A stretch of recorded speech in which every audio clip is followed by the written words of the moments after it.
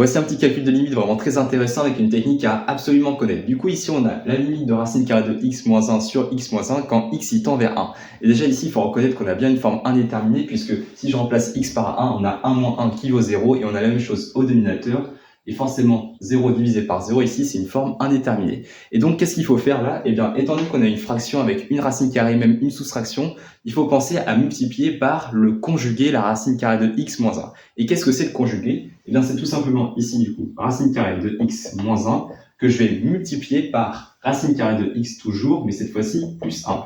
Et c'est ce qu'on appelle le conjugué du nombre, puisque ici, on reconnaît une identité remarquable qui est a moins b multiplié par a plus b, et ça va me permettre comme ça de faire sauter la racine, puisque je vais écrire cette fois-ci qu'on a ici racine carrée de x au carré, ce qui va me donner donc tout simplement x, et si je fais moins 1 au carré, eh bien ça fait toujours moins 1, juste ici.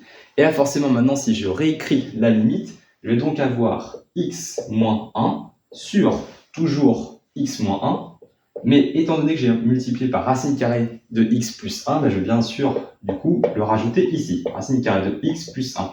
Et là, comme par magie, ça tombe bien, x-1 en haut, x-1 en bas, on va simplifier, bien sûr on rajoute toujours le fois 1, et là maintenant si on remplace x par 1, on va avoir du coup que 1 sur 1 plus 1, et ça c'est tout simplement égal à 1 demi. Voilà pour l'astuce sur le calcul de la limite. Si la vidéo t'a plu, abonne-toi.